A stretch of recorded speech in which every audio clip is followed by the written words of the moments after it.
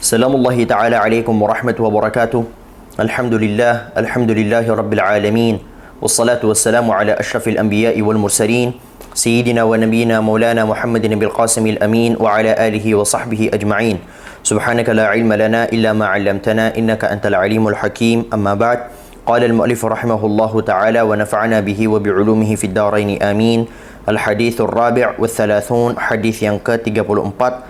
Fardiyatu izalatil munkari wa bayanu maratibiha. Kewajiban untuk menghilangkan kemungkaran dan penjelasan perihal runtutan tadinya, runtutan izalatul munkar yang tadi.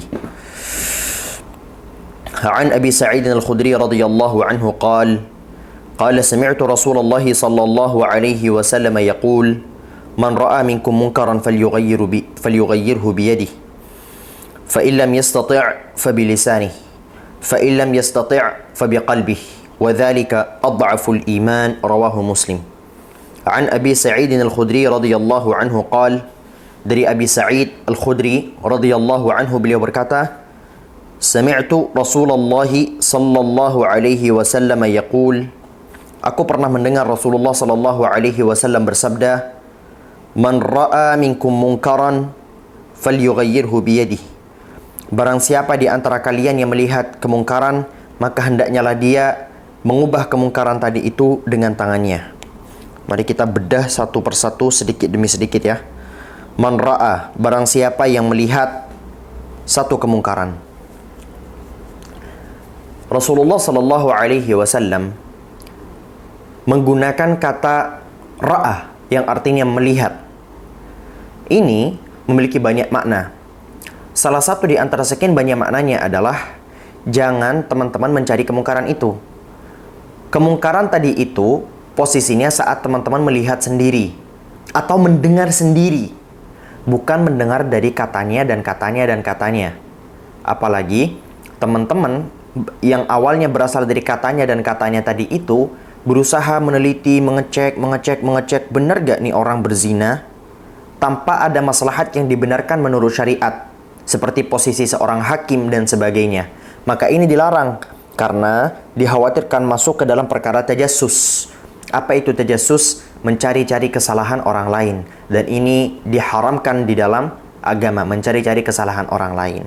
Sehingga kapan teman-teman dianjurkan untuk berdakwah, memberikan nasihat dan sebagainya atau menegur, ketika teman-teman dengar sendiri atau lihat sendiri dan bukan mencari-cari kesalahan orang lain. Namun, dalam banyak momen, kita meneliti tentang kesalahan orang lain, itu bukan dalam perkara tajassus. Tapi memang ada maslahat yang besar di sana, dan bukan di sini perincian yang akan kita bahas perihal itu. Minkum, di antara kalian. Kalian yang disebut oleh Rasulullah SAW ini meliputi siapa saja sih? Meliputi semua umat muslimin yang mukallafin. Ya, semua orang Islam yang mukallaf. Aduh, sebentar. Jadi, apabila di antara kita ada yang dewasa, apakah dia wajib? Wajib untuk berdakwah, wajib untuk beramar ma'ruf dan nahi munkar. Besar, kecil, tua, muda, laki-laki, perempuan, ahli maksiat ataupun ahli taat. Sebagian orang berkata bahwasanya ahli maksiat tidak diperbolehkan untuk menasihati saudaranya. Dan ini adalah sebuah statement yang salah. Memang ada hadis-hadis Nabi Shallallahu Alaihi Wasallam yang menyebutkan bahwa akan ada orang-orang yang Allah berikan hukuman dikarenakan mereka senantiasa ya'muruna bil ma'ruf, mengajak orang-orang menuju kewajiban, menuju kebaikan, tapi dia tidak melakukannya, dan mencegah atau melarang orang lain dalam berbuat keburukan padahal dia melakukannya. Ada statement yang seperti itu. Ada memang itu. Tapi bukan berarti kewajiban untuk berdakwah dan menasihati saudaranya ini lantas gugur karena dia adalah seorang ahli maksiat. Ya, karena berdakwah itu tidak bisa kita menunggu kesempurnaan. Tidak bisa kita menunggu kesempurnaan. Banyak ulama yang menyebutkan, kalau nggak salah di antaranya adalah Imam Hasan al-Basri, antara Imam Hasan al-Basri apa Fudail bin Iyad, saya lupa antara keduanya itu, yang berkata bahwasannya barang siapa yang menunggu menjadi sempurna dahulu baru dia diperkenankan untuk menasihati saudaranya, baru diperkenankan untuk berdakwah, maka tidak ada yang berhak untuk berdakwah di muka bumi ini kecuali Rasulullah sallallahu alaihi wasallam. Dalam artian, sekalipun teman-teman hari ini merasa dirinya penuh dengan dosa, kita saling tegur menegur. Kita saling tegur menegur. Ketika ngelihat saya salah, benarkan, tegur yang baik. Ketika saya ngelihat teman-teman bersalah, saya bakalan negur teman-teman sekalian. Begitu teman-teman. Mungkar, perbuatan yang tidak baik, perbuatan yang buruk. Setidaknya mungkar ini, sesuatu itu baru disebut mungkar ketika memenuhi dua perkara. Yang pertama, tarku wajibin, ya, tarku wajibin. Sesuatu baru disebut mungkar ketika tarku wajibin. Apa tarku wajibin? Meninggalkan sesuatu yang diwajibkan oleh Allah, seperti meninggalkan salat, meninggalkan puasa, dan juga meninggalkan dakwah. Yang kedua, fi'lu haramin. Nah, ini sama nih. Fi'lu haramin. Melakukan hal-hal yang diharamkan oleh Allah, dan ini sudah jelas. Falyughayyirhu biyadihi. Maka hendaknyalah dia mengubah perkara tadi itu dengan tangannya. Tangannya ini dengan bagaimana? Apakah dipukul, dipentung gitu? Ya enggak juga. Tangan ini banyak sekali macam-macamnya. Apalagi orang-orang yang sudah berada di posisi pemerintahan, dia tinggal mengubah dengan tangannya dengan apa? Dengan tanda tangan. Sat, selesai. Atau sebagaimana yang diceritakan, ada satu hadis, saya baru kepikiran, keinget. Suatu hari Rasulullah Sallallahu Alaihi Wasallam ini berboncengan menunggangi unta, waktu itu dengan sepupunya, yaitu Sayyidina Fadl bin Abbas radhiyallahu anhuma, saudara dari Abdullah ibn Abbas yang terkenal. Biasanya ketika disebutkan Ibnu Abbas, ini maksud adalah Abdullah ibn Abbas. Abdullah ibn Abbas ini punya saudara, namanya adalah Fadl bin Abbas, sama-sama sepupu Rasulullah, wong saudaraan kok. Nah, ketika Rasulullah berboncengan dengan sepupunya itu Fadl bin Abbas, ada seorang perempuan dari Bani Khatham yang datang meminta fatwa, bertanya tentang perihal hukum. Wallahu alam, apa isi pertanyaannya saya lupa, ada bahasannya. Kita fokus kepada cerita Fadl bin Abbas. Fadl bin Abbas ini memiliki wajah yang rupawan, wajah yang ganteng. Lalu Fadl bin Abbas melihat si wanita tadi itu, dan wanita tadi itu melihat Sayyidina Fadl bin Abbas. Jadi ada eye contact gitu. Rasulullah kan melihat peristiwa ini.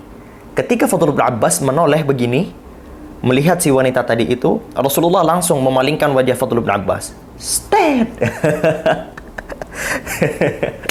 Ini lucu banget kalau dipikir-pikir. Kayak awkward gitu. Kita kayak kegapnya itu bukan sama yang lain gitu, kegapnya sama Rasulullah gitu kayak. Kita bukan berarti bilang Muslim Fadl bin Abbas itu adalah orang fasik yang nggak mau menundukkan pandangan. Enggak, bisa saja waktu itu syariat perihal ini belum turun, atau bisa saja memang Allah Subhanahu wa taala takdirkan seperti itu agar apa? Agar teman-teman tahu bahwasannya ada contoh kasusnya yang terjadi di zaman Rasulullah seperti itu, sehingga kita banyak mengambil pelajaran dari kisah-kisah para sahabat. Begitu.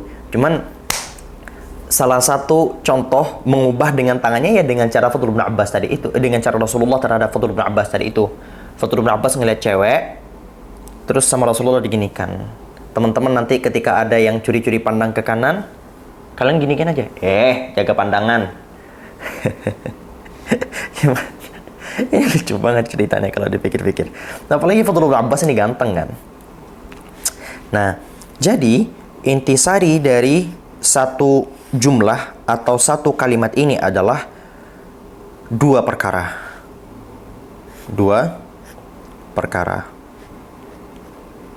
Al-amru bil ma'ruf, ini sudah terkenal ya. Al-amru bil ma'ruf dan wan nahyu 'anil munkar.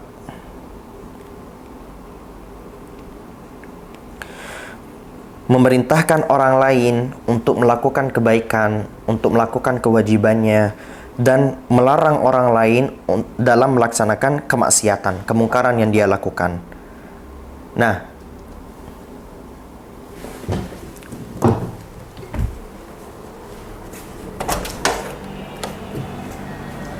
ya, shoot, kenapa? Oh, siap.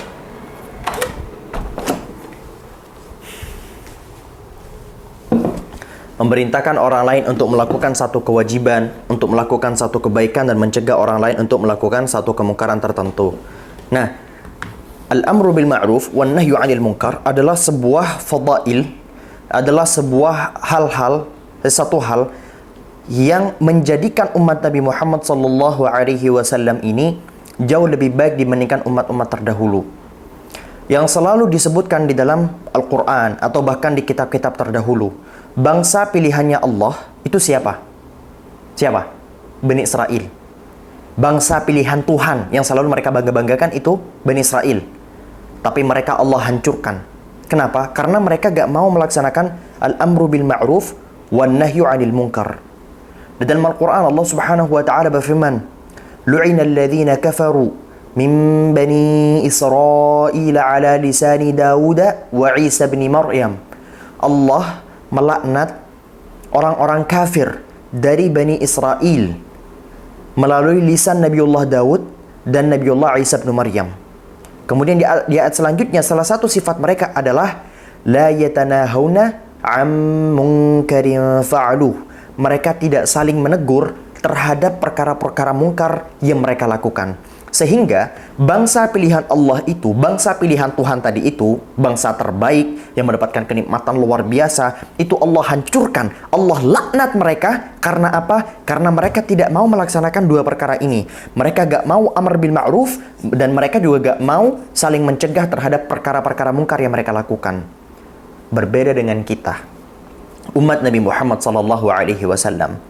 Allah Subhanahu wa taala berfirman di dalam Al-Qur'an, kuntum khaira ummah. Kalian adalah sebaik-baiknya ummah. Kenapa? Ukhrijat linnas. Karena kalian dikeluarkan atau dipertunjukkan di hadapan para manusia dalam keadaan apa? Karena banyak sholat? Bukan. Karena banyak puasa? Bukan. Karena banyak zakat? Bukan. Bukan itu yang menjadikan kita sebaik-baiknya umat. Menurut perspektif Al-Quran tadi itu. Apa yang menjadikan kita sebaik-baiknya umat? Ta'muruna bil ma'ruf. Kalian saling memerintah terhadap kebaikan. Kalian saling memerintah terhadap berbagai macam kewajiban. Wa tanhauna 'anil munkar. Dan kalian saling mencegah terhadap perkara-perkara mungkar. Maka tolong ajak siapapun yang ada di sekitar kita menuju kebaikan, menuju kewajiban-kewajiban yang telah Allah Subhanahu wa taala tetapkan kepada mereka, dan cegah, laranglah mereka-mereka dalam melakukan perkara-perkara mungkar. Karena itu yang menjadikan kita sebagai umat terbaik dibandingkan umat-umat sebelumnya. Itu teman-teman. Di dalam Al-Quran Allah Subhanahu wa ta'ala pun berfirman, ud'u ila sabili rabbik bil hikmati wal mau'izatil hasanah wajadilhum billati hiya ahsan inna rabbaka huwa a'lamu biman dhalla an sabilihi wa huwa a'lamu bil muhtadin.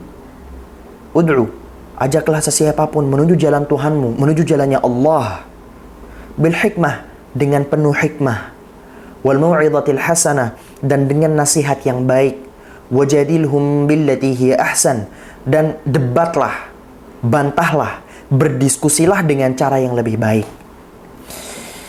Ini merupakan perintah dari Allah Subhanahu wa taala agar kita berdakwah, selain dari hadis ini tentunya. Di dalam ayat lain Allah Subhanahu wa taala berfirman, "Wa man ahsanu qawlan mimman da'a ila Allah wa 'amila salihan wa qala innani minal muslimin."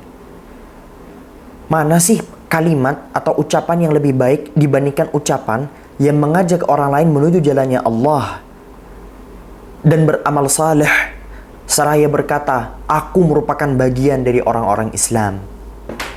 Indah, dakwah itu indah teman-teman. Dan dakwah yang terbaik itu bagaimana? Nah, yang namanya dakwah, kita harus paham terhadap pasar masing-masing. Kalau misal kita gak paham pasar, al-aslu kita kembalikan kepada asal. Dakwah itu harusnya menyejukkan. Boleh bentak, boleh, tapi harus tahu pasarnya. Jadi, asal muasal dari dakwah yang kita sampaikan itu harus menggunakan dengan kelembutan. Contoh, Rasulullah Shallallahu Alaihi Wasallam bersabda, Inna rifq. Dalam bahasa Arab kita menyebutkan rifq dengan cara yang baik, sopan. Ya, Inna rifqa la yakunu fi syai'in illa zanah, wa la yunza'u min syai'in illa syanah. Tidaklah satu kelembutan itu apabila dia ada di atas sesuatu kecuali dia akan menghiasinya, menenteramkannya, menyejukkannya, dan membuat orang-orang yang mendapatkan rifq tadi itu mau menerimanya.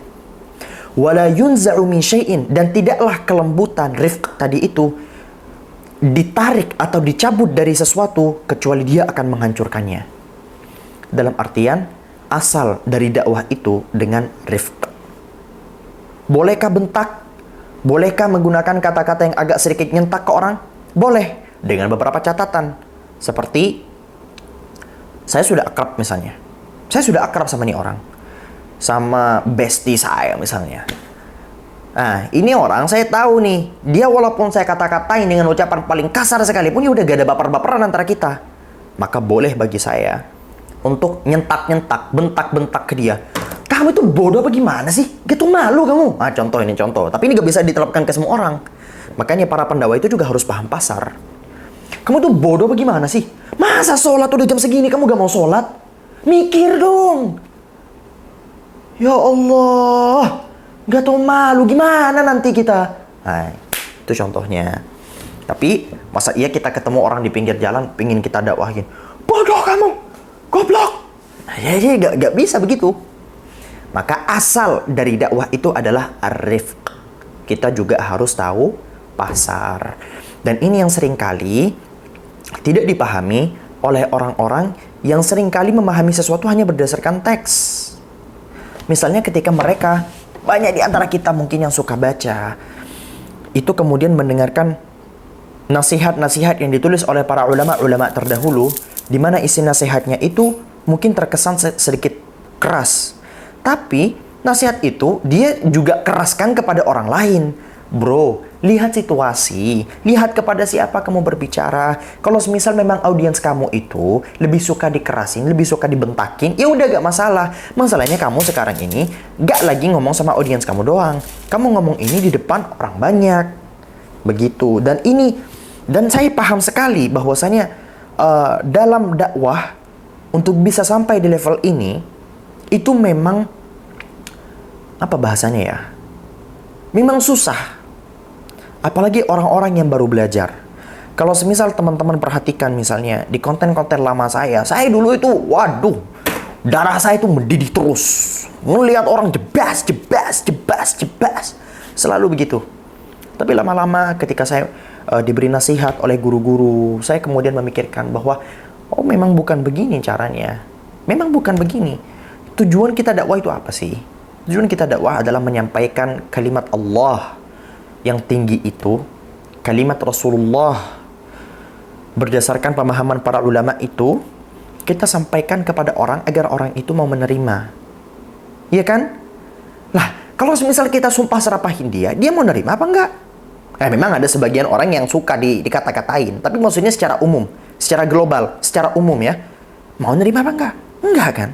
Jadi gunakanlah dakwah sebaik mungkin. Kayak saya. Saya ini kalau ada orang yang lembut-lembut ke saya perihal kesalahan yang saya perbuat, saya gak mau dengar. Saya gak mau dengar. Kayak, bukan gak mau dengar, lebih tepatnya kayak kurang masuk lah. Kurang masuk. Saya itu lebih masuk kalau ada orang yang menyebutkan secara spesifik kesalahan saya. Sen, Dam, kamu tuh dalam bab ini tuh kamu salah. Harusnya kamu tuh gak begitu. Kamu tuh begini. Wah, itu masuk ke saya. Tapi kalau ada, Dam, aku paham banget perasaan kamu sekarang. Tapi apakah kamu gak malu ya ketika kamu nanti... itu gak bisa masuk ke saya. Itu saya mau bukan tipikal begitu. Saya gak bisa mendapatkan nasihat-nasihat kayak begitu. Kayak kurang masuk gitu loh. Nas'alullah as-salama wal afiyah. Nah, menggunakan cara yang baik. Kemudian sebelum teman-teman berdakwah juga ada banyak hal-hal yang perlu diketahui. Salah satunya adalah mengetahui terhadap apa yang didakwahi tadi itu. Jangan sampai kita udah menggebu-gebu saat menegur seseorang, padahal apa yang dia lakukan ya gak sepenuhnya salah, atau mungkin benar menurut versi mazhabnya dia. Memang beda pendapat di antara para ulama. Jadi jangan langsung asal-asal negur orang.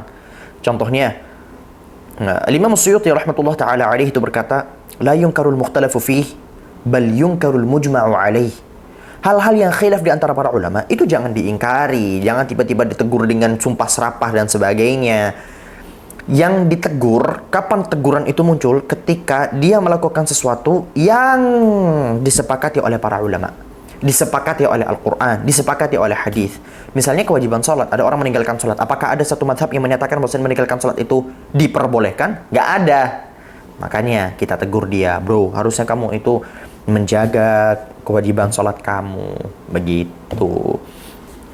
Dalam artian, sebelum teman-teman negur orang, teman-teman harus pastikan dulu apakah teman-teman sudah menguasai betul di bidang yang teman-teman tegur itu tadi atau tidak. Jangan sampai kita menegur orang padahal apa yang dia lakukan tadi itu memang ada pendapatnya, ada mazhabnya yang teman-teman yang kita ini memang kurang ilmu di situ. Terutama apabila teman-teman pergi ke daerah di mana di situ pergejolakan mazhabnya itu begitu banyak.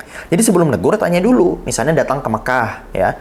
Datang ke Mekah di mana Mekah itu menjadi pusat kedatangan umat Islam internasional dari berbagai macam mazhab kumpul di sana. Terus teman-teman ngelihat ada orang berperilaku aneh, tanya dulu, kamu kenapa ya tadi ngelakuin ini? Tanya dulu, jangan tiba-tiba tunjuk hidung begitu. Ya, bisa jadi apa yang dia lakukan memang ada di mazhabnya. Kita terbuka dalam bab itu. Apalagi tadi mengetahui, berilmu maksudnya, memiliki ilmu terhadap apa yang kita tegur. Kemudian yang kedua menggunakan cara yang terbaik. Cara yang terbaik juga salah satunya adalah menegur pribadi. Kalau bisa DM. Jadi kesalahan itu ada dua. Kesalahan yang dilakukan oleh manusia, atau ya intinya kesalahan itu ada dua. Kesalahan yang dipertontonkan dan kesalahan yang disembunyikan. Kalau kesalahan itu dipertontonkan, kalau semisal teman-teman punya instrumen untuk menegur dia via pribadi, silakan tegur dia secara pribadi. Kalau teman-teman memang susah, atau mungkin ada statement dari orang besar yang itu jauh sekali, yang itu memang susah banget untuk dilakuin ya, maka silakan tegur secara umum karena dia terang-terangan dalam menyebarkan kesesatannya tadi itu, menyebarkan kesalahannya tadi itu. Kemudian ada kesalahan dilakukan secara diam-diam. Kesalahan dilakukan secara diam-diam, contohnya apa ya? Ada orang berzina, dia gak pernah menceritakan zinanya itu di depan orang, tapi dia malu-malu gitu. Dia maboknya juga diam-diam, bukan dipertontonkan, dibikin story dan sebagainya. Maka orang-orang seperti ini, cara negurnya bukan di depan orang, tapi tegur dia di mana? Tegur dia di depan dia sendiri secara empat mata. Al-Imam Syafi'i berkata, ini kalau gak salah dinukil oleh Imam Abu Nu'aim di dalam kitab Hilyahnya ya. Man wa'adha akhahu sirran faqad nasahahu wa zanah. Barang siapa yang menegur saudaranya secara sembunyi-sembunyi, empat mata ya, maka sungguh dia telah menasihatinya dan telah menghiasinya tadi itu. Menghiasinya dengan nasihat, dengan kebaikan, kelembutan dan sebagainya. Wa man wa'adha akhahu alaniyah, dan barang siapa yang menegur saudaranya di depan orang lain, kalian punya bestie tukang mabok nih, dia malu sebenarnya dengan maboknya tadi itu. Dia maboknya cuma di circle-circle-nya doang, nggak pernah pamer-pamer ini itu. Kemudian dia berzina misalnya, dia nggak pernah tiba-tiba bikin postingan habis berzina sama di depan banyak orang kayak siapa itu Cogil Satria ini, bukan dia tipikal begitu. Nah, barang siapa yang menegur saudaranya, menasihati saudaranya secara terang-terangan, faqad fadahahu wa syada, maka dia sungguh mempermalukannya dan merusak hidupnya. Itu adalah perkataan Imamuna Asy-Syafi'i rahmatullah ta'ala alaihi. Lanjut. Fa illam yastati' fa biqalbih. Dan barang siapa yang tidak mampu, maksudnya tidak mampu menegur ya, fa illam yastati'. Barang siapa yang tidak mampu menegur dengan apa? Menegur dengan tangannya, maka tegurlah dia dengan lisannya. Ya, dengan nasihat. Dia gak mampu menegur dengan tanda tangannya, gak mampu menegur dengan tangannya lah secara umum, maka tegurlah dia dengan lisan. Dan terkadang para ulama pun menyebutkan, terkadang menegur dengan lisan itu lebih utama dibandingkan menegur dengan tangan. Tergantung situasi. Semuanya itu ujung-ujungnya adalah kondisional. Fa illam yastati' fa biqalbi. Kalau dia gak mampu menegur dengan tangan, ya gak mampu menegur dengan kekuasaannya, maka dan juga tidak mampu menegur dengan lisannya, maka cukup tegurlah dengan hatinya.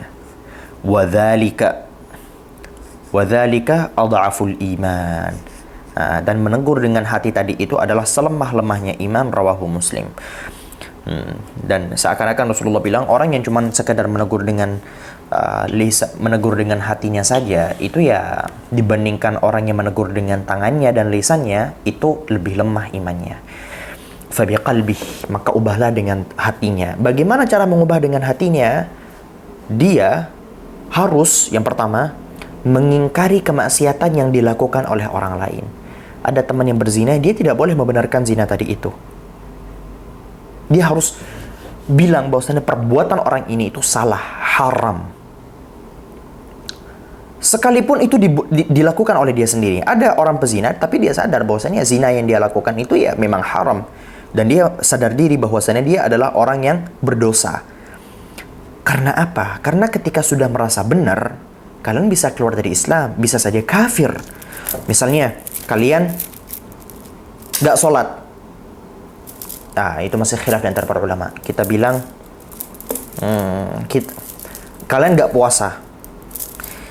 Kalian gak puasa, misalnya. Tapi kalian sadar bahwasanya perbuatan gak puasa tadi itu adalah perbuatan yang haram. Aman di sini. Kalian meminta ampun kepada Allah, qadha puasanya, selesai. Tapi kalau misal teman-teman tidak berpuasa, dalam keadaan meyakini bahwasanya berpuasa itu sebenarnya gak wajib buat teman-teman sekalian,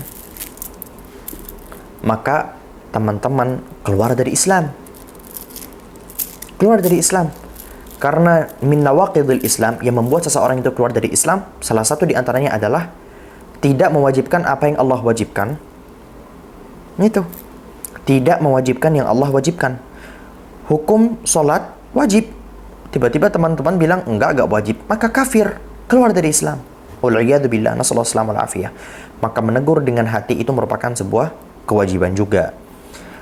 Yang kedua, selain meyakini atau ingkar bahwasannya perbuatan tadi itu memang dilarang oleh Allah, yang kedua adalah teman-teman juga harus meyakini ada azm di sana, bahwasannya apabila saya mampu menasihatinya dengan tangan dan perbuatan, maka akan saya lakukan.